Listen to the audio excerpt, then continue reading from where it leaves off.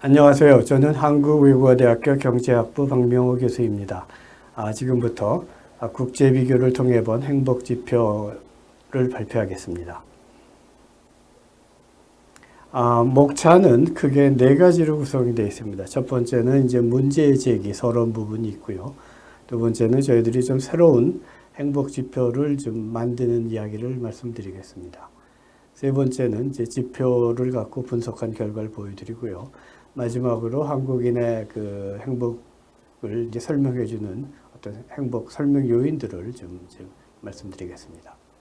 저희들이 이제 첫 번째 서론부터 말씀을 드리겠습니다. 저희들의 이제 문제 제기는 기본적으로 한국은 지난 반세기 동안 뭐 소득이나 뭐 보건, 무슨 수명, 주거 환경 등에서 현저한 개선을 이루었습니다.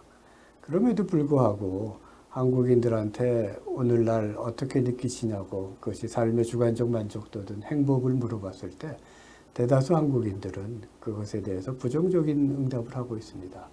약간 외부의 시각으로 볼 때는 사실 좀 납득이 덜 가는 것입니다. 대다수 사람들이 생각하는 행복의 조건이란 것이 소득이고 건강이고 교육이고 수명이고 이러한 것인데 이러한 요인들이 현저한 개선을 이루었지만 실제로 한국인은 자신의 삶을 불행하다고 표현하는 경우가 점차 늘고 있다는 모습을 보이고 있습니다. 바로 그러한 이유에서 저희는 좀 새로운 행복 지표를 만들어서 왜 한국인들이 이런 생각을 갖게 되었는지를 좀 설명하고자 하는 것이 이번 그 행복 지표의 취지라고 말씀드릴 수 있겠습니다.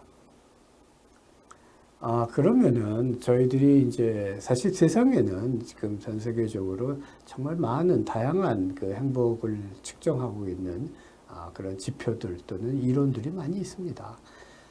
근데 대다수 이론의 특징은 대부분 나라에서 행복에 긍정적인 요인을 미치는 어떤 팩터들을 요소를 잡아서 그것들이 어느 정도 충족되고 있는지를 보여줌으로써 행복을 측정하는 것이 기존 행복 지표의 특징이라고 말씀드릴 수 있겠습니다. 즉 다시 말씀드리면 기존의 기존의 모든 연구는 행복 지표를 만들 때 행복과 그 상관관계에서 긍정적인 상관관계만 갖는 것으로 구성이 되어 있습니다. 근데 바로 이런 점에서 저희들이 이런 요인들만으로는 아까도 말씀드린 바와 같이 한국인의 행복 수준을 보여줄 수 없다는 점에서 저희들은 좀 새로운 접근을 시도했는데요.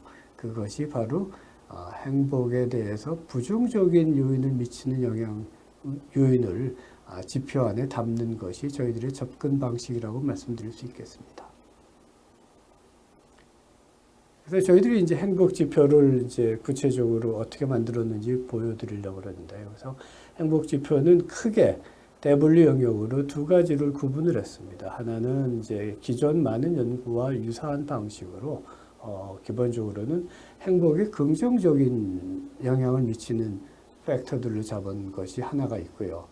또 하나는 저희들의 약간 이제 새로운 기여라고 말씀드릴 수 있는 행복에 부정적인 영향을 미치는 요인들로 구성이 됩니다. 그래서 크게 나누면은 긍정적 요인과 부정적 요인이 있고요.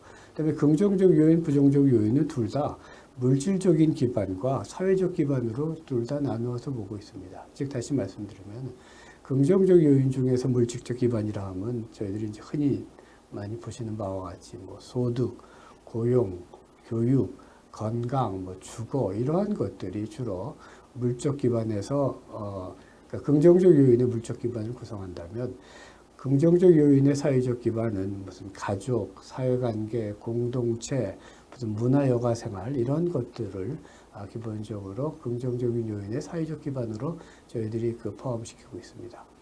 그 다음에 이제 부정적 요인도 그 긍정적 요인과 마찬가지로 물질적 격차와 사회적 격차로 나눠서 보는데요.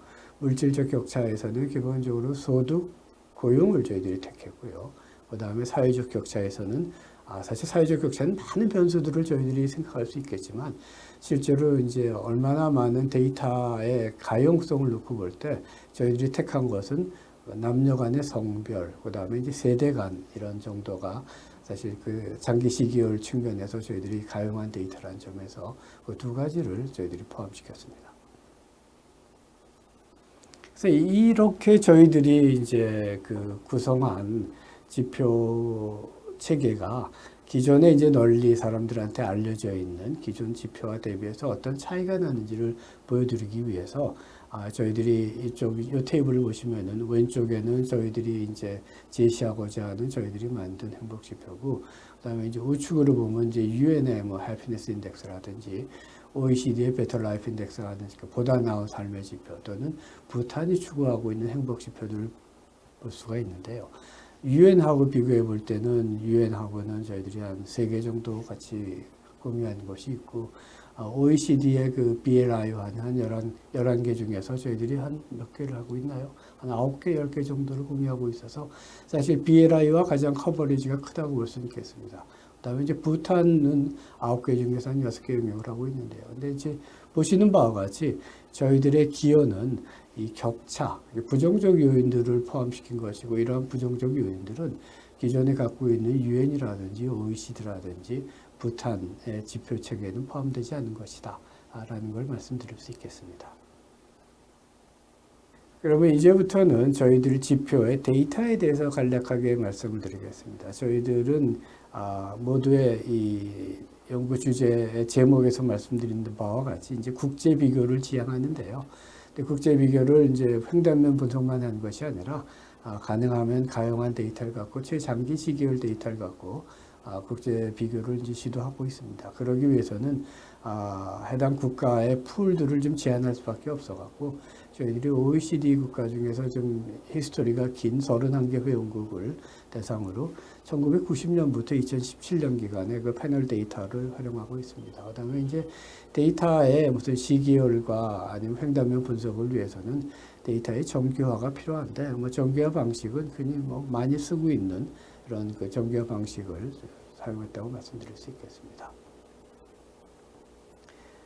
그래서 이제 이와 같이 저희들이 지표 체계를 구성하고 거기에 해당 데이터를 집어넣은 다음에 데이터의 정규화를 통하여 데이터들을 이제 분석을 하는데요. 그 분석에서 가장 쉽게 보여드릴 수 있는 방법은 우선 두 가지라고 말씀드릴 수 있겠습니다. 그 지표 영역별로 지난 한 1990년부터 2010년대 후반까지 각 데이터가 그 지표별로 이 OECD 전체 국가에서 어떤 특징을 보여주는지, 이제 글로벌 트렌드를 보여주는 것이 첫 번째 저희들이 이제 보여드리는 거고요. 두 번째는 과연 그 특정 그 지표별로 이 해당 국가 간에 31개 OECD 국가 간에 무슨 수렴이 있었는지 발산이 있었는지, 그 수렴 발산이 어떤 형태로 나타났는지, 지표별로 어떤 특징이 있는지를 살펴보는 것이 두 번째입니다. 그래서 지금 이제 우선 이번 슬라이드에서 보시는 거는 그 지표별로, 그러니까 대분류, 중분류 영역별로 어떠한 그 성장세가 어떤 양상을 띄었는지를 보이는 것이 이 첫 번째 그 지표 분석의 내용입니다. 이렇게 여기서 금방 이게 보시는 바와 같이, 이 그래프에서 보시는 바와 같이 가장 두드러진 특징은 이제 물적 기반이, 그러니까 긍정적인 요인 중에서 물적 기반이 여기 이 슬라이드를, 이 그래프를 보시면은 이 추세선에서 가장 그 추세가 상승하고 있는 것이 물적 기반인데요. 그 물적 기반이 가장 그 상승세가 두드러진다는 측면에서 그만큼 이제 전체적으로 OECD 국가 간에서는 물적 기반의 성장세가 가장 두드러진다라는 걸 하나 보여드릴 수가 있고요. 반면에 부정적인 요인을 보시면 아시겠지만, 부정적인 요인은 긍정적인 요인과는 반대로 이 성장세가 전혀 나타나지 않고, 심지어는 지난 한 20, 30년 동안 하락하는 추세를 보였다는 것을 금방 보실 수 있을 겁니다. 하락 또는 그 추세가 거의 변동이 없는 것을 특징으로 보여드릴 수 있겠습니다.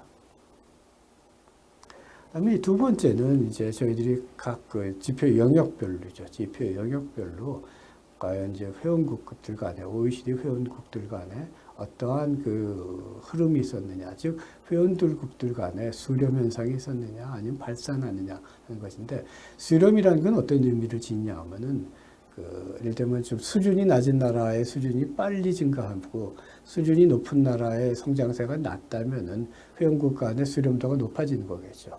또 거꾸로 더 잘하고 있는 나라가 더 잘하고 못하고 있는 나라가 지지부진하다면은 그만큼 수렴이 잘 안 되는 것입니다.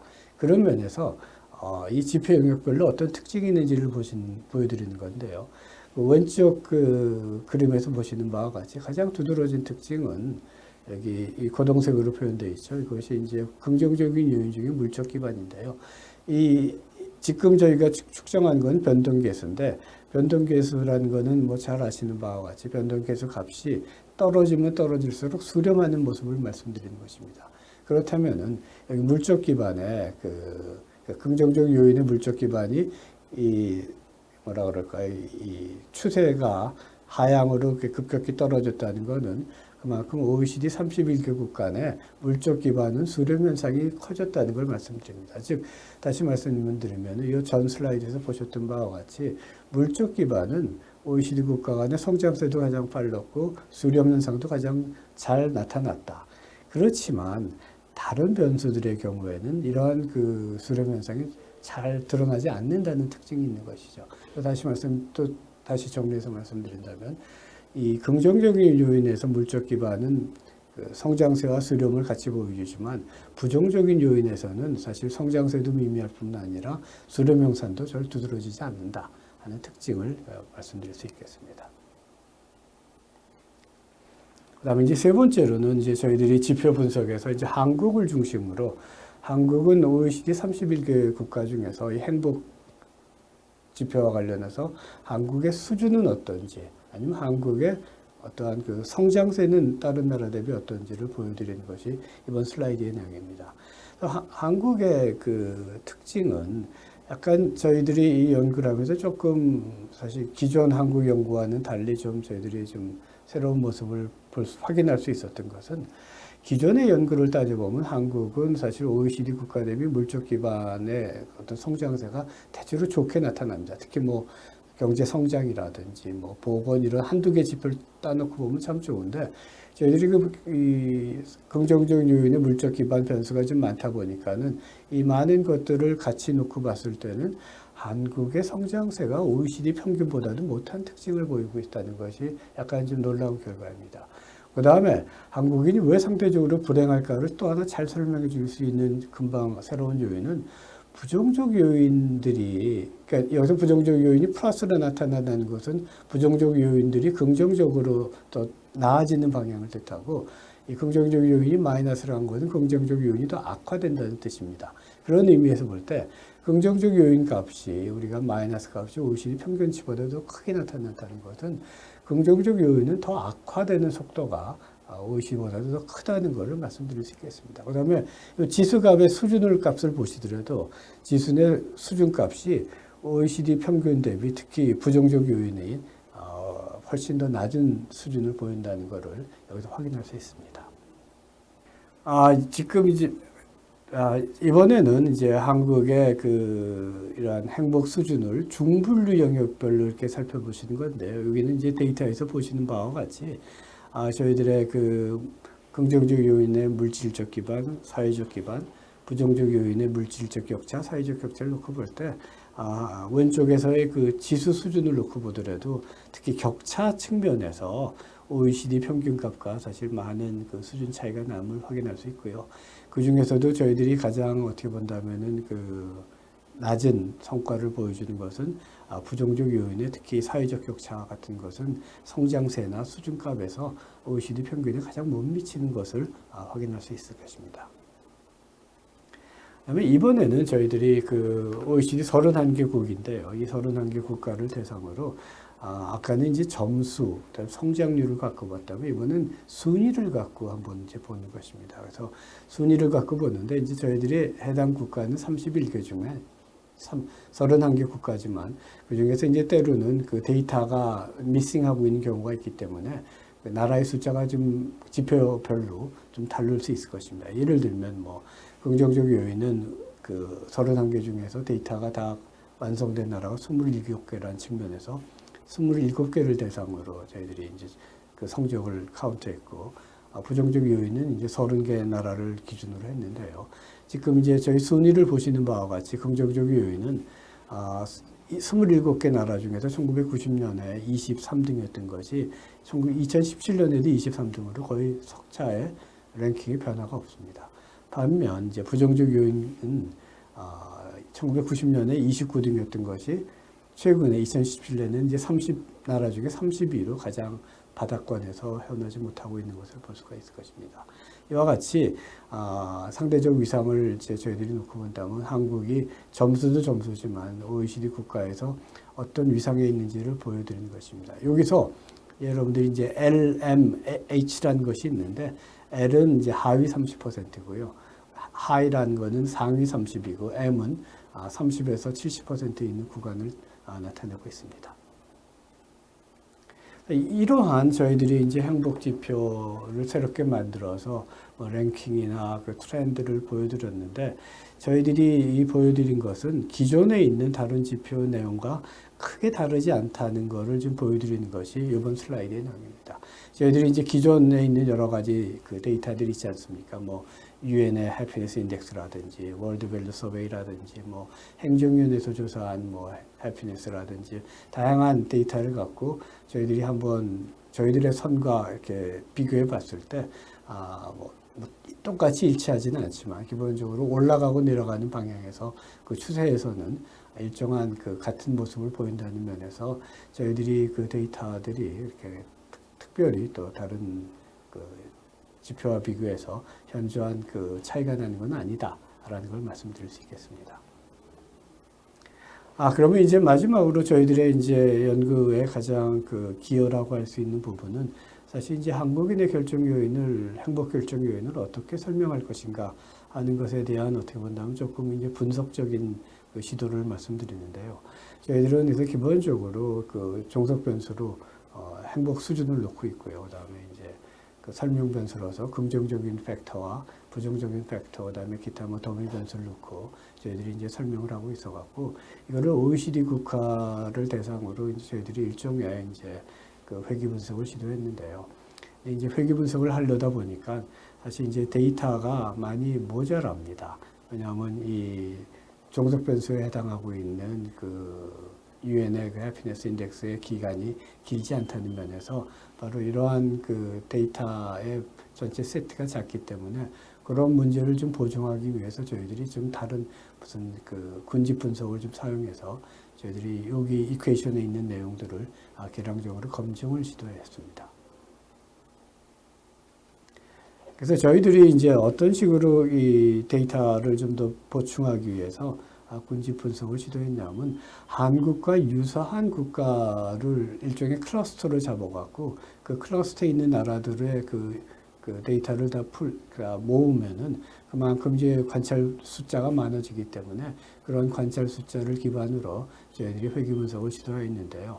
저희들이 한국의 특징이 어떤 것이냐면 1990년에도 하위 30%에 속하고 2017년에도 하위 30%에 속한 나라입니다. 그래서 저희들이 이런 한국과 유사한 특징이 있는 나라들이 어떤 것이 있지? 라고 찾아봤습니다. 그랬더니 바로 한국 외에 뭐 칠레, 멕시코, 포르투갈 이런 나라들이 있기 때문에 이런 나라들과 같이 저희들이 일종의 클러스터를 같이 묶어서 저희들이 회귀 분석을 시도했습니다. 그래서 이렇게 군집 분석에 있는 저희들이 이제 나라들이 여기 이 슬라이드에서 보시는 바와 같이 맨 우측에 있는 나라들이고요. 그래서 이 우측에 있는 나라들을 일종의 하나를 묶어서 저희들이 그 데이터를 갖고 같이 그 회귀 분석을 시도했다고 말씀드리겠습니다. 그래서 저희들이 이제 그래서 행복 결정 요인에서 이제 분석 방법은 이미 말씀드린 바와 같이 종속 변수는 월드 해피니스 인덱스를 갖고 유엔이 만든 세계 행복 지표에 있는 행복 수준을 갖고 있고요. 그다음에 이제 그 독립 변수는 저희들이 이제 긍정적인 요인과 부정적인 요인을 갖고 저희들이 그 회귀 분석을 시도했다. 그다음에 이제 이 지표에서 이제 미싱하고 있는 데이터를 갖고 있는 나라들은 저희들이 몇 나라들은 이 회귀 분석에서 제외했다는 것을 여기다 이제 내용을 담고 있습니다. 그래서 요건 이제 저희들 뭐 기초 통계를 넣어드린 것이니까 여러분들이 뭐 기초 통계에 대해서 이렇게 좀 뭐 살펴보시면 될 것 같고요. 그래서 이제 가장 이제 저희들의 이 논문의 그 결국은 이제 하이라이트는 이 이제 분석 결과를 말씀드리는 것인데요. 그래서 이제 그 저희들이 그 행복 수준에 대한 분석 결과에서 봤을 때 저희들이 이제 가장 그 도출할 수 있는 가장 중요한 임플리케이션은 함의는 첫 번째는 OECD 국가 전체를 대상으로 할 때는 역시 그 무슨 BLI OECD가 갖고 있는 Better Life Index와 같이 OECD 국가 전체를 놓고 볼 때는 OECD 국가의 행복 수준은 긍정적인 팩터들의 그 설명력이 높다라는 것은 확인이 되었습니다. 그런 면에서 OECD 국가를 대상으로 어떠한 삶의 질 지수를 만들 때는 다들 긍정적인 요인 중심으로 만들어도 그게 큰 문제가 없구나라는 것은 충분히 설명되어집니다. 그렇기 때문에 BLI 자체가 그런 면에서는 일리가 있는 지표구나라는 것이 한편으로 설명이 되었습니다. 그다음에 이제 두 번째로 저희들의 이제 중요한 파인딩은 한국을 포함한 이제 유사 특성 국가라고 그러죠. 한국, 뭐 멕시코, 칠레, 폴란드 이런 나라들을 놓고 볼 때, 즉 1990년이나 2017년에 하위 30%에 다 속한 나라들이죠. 이런 나라들의 행복 수준을 설명할 때는 긍정적인 요인도 중요하지만 그만큼 중요한 것이 이 격차 변수의 설명력이 크다라는 것입니다. 그래서 저희들의 결과적인 이 연구 논문의 파인딩은 OECD 전체를 볼 때는 긍정적인 요인으로 구성된 지표 체계가 이제 삶의 질 또는 행복에 대한 설명도는 높지만 그렇지만 이들 나라 중에서 맨 하위권에 속한 나라들의 경우에는 이것이 부정적인 요인들을 감안할 때 설명력이 높아진다는 것을 보여드리는 것이 저희 연구 논문의 결과입니다. 그래서 이제 이 분석 결과의 마지막 이제 최종 정리는 지금 말씀드린 바와 같이 우선 저희들은 행복 요인, 한국인의 행복 요인들이 긍정적인 요인으로 잘 설명이 안 된다는 측면에서 부정적인 요인을 담았고요. 부정적인 요인을 넣고 나서 저희들이 OECD 국가를 대상으로 분석을 해봤더니 한국을 포함한 몇 나라들에서는 긍정적인 요인보다도 더 의미가 있는 것이 부정적인 요인들에 의해서 어떠한 그 국가 국민들의 행복 수준이 잘 설명이 된다는 걸 보여드렸습니다. 이를 통하여 제가 이제 결론적으로 말씀드릴 수 있는 것은 한국인의 어떠한 행복 아니면 주관적 만족도를 고려할 때는 단순하게 긍정적인 요인들만 볼 것이 아니라 부정적인 요인, 즉 저희들 경우에는 격차 변수를 썼는데 물질적 격차 또는 사회적 격차를 감안하는 것이 한국인의 어떠한 그 행복 수준을 설명하는 데 보다 큰 해석력을 갖고 있다라고 말씀드리겠습니다. 이상입니다.